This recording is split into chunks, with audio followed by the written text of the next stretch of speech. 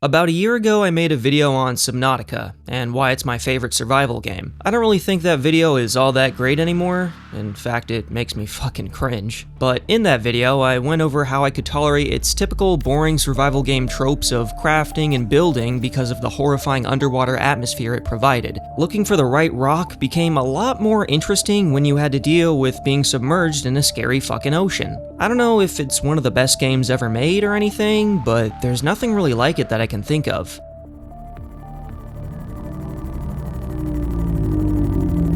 Until now, because the highly anticipated, long-awaited sequel is finally here. It's time to play the game. Time to play the game.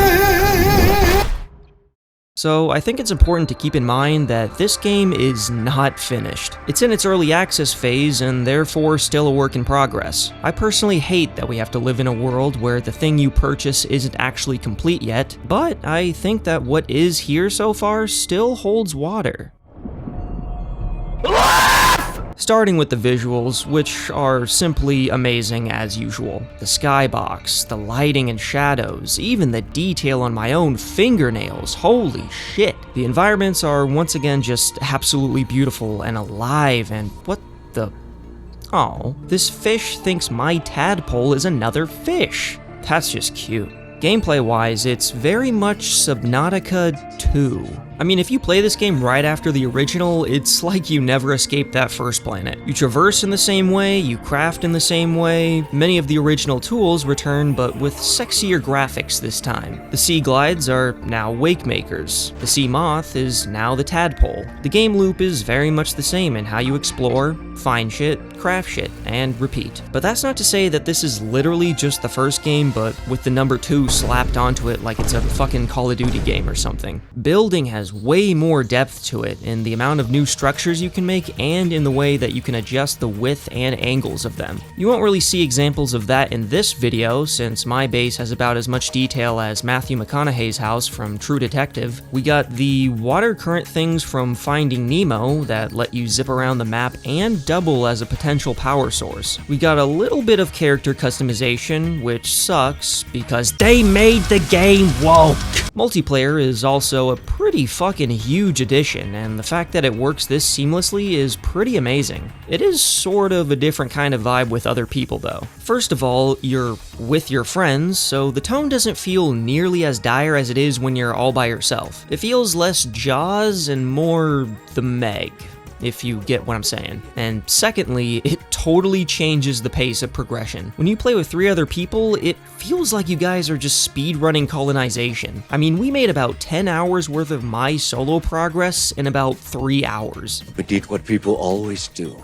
Discover and then destroy. Speaking of which, the progression has been slightly tweaked in the way that you aren't just going after better equipment. You're also trying to get more space in your inventory and abilities. The abilities themselves are probably the best new inclusion in my opinion, and give way more of an incentive to actually scan the creatures. I think that dash ability with a 5-second cooldown is probably my favorite because of just how many scenarios it comes in handy. And then of course, there's the abilities that involve genetically combining your DNA with the alien tree things.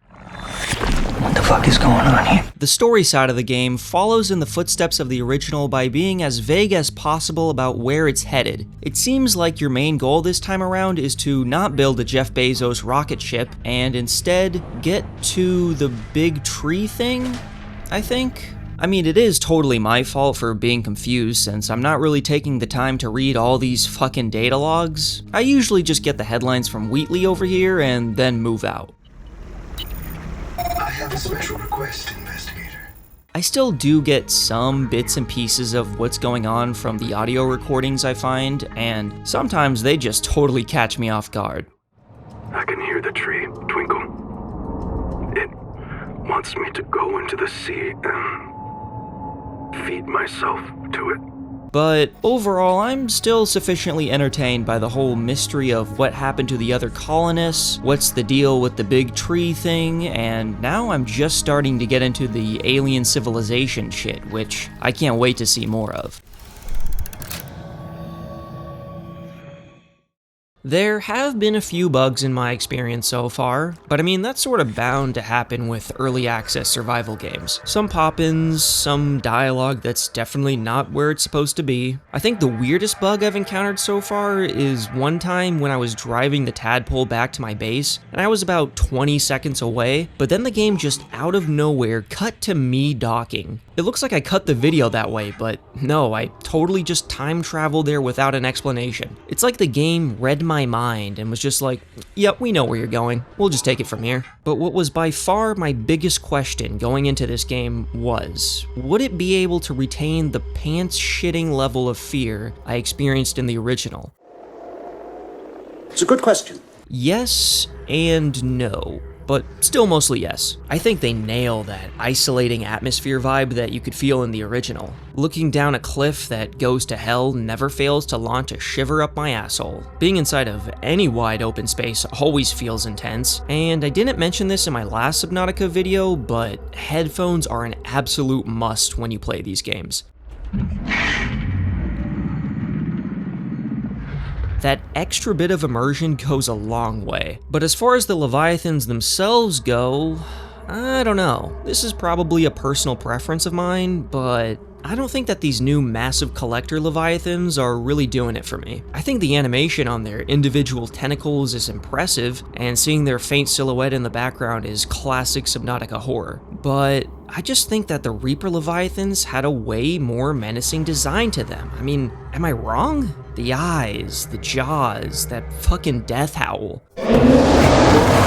Yeah, the Leviathans that appeared toward the end of that game weren't exactly the most horrifying creatures imaginable either. I mean, the sea dragon basically just looked like a giant stuffed animal to me. Look, I know this part is totally subjective and not at all the most important thing in the world, but this wannabe Kraken just doesn't strike me the same way as the Reapers used to. And the musical cues that play whenever you're close to them just feel so forced and honestly cheesy at this point.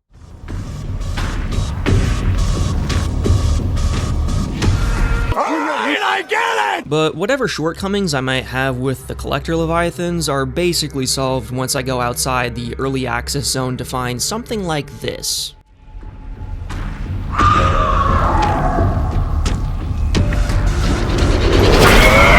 Sure, Subnautica 2 isn't finished yet, and there's plenty of things still missing. I still need my mech suit, and a submarine that I'll barely use. But I think that based on its first impressions so far, this game is definitely heading in the right direction.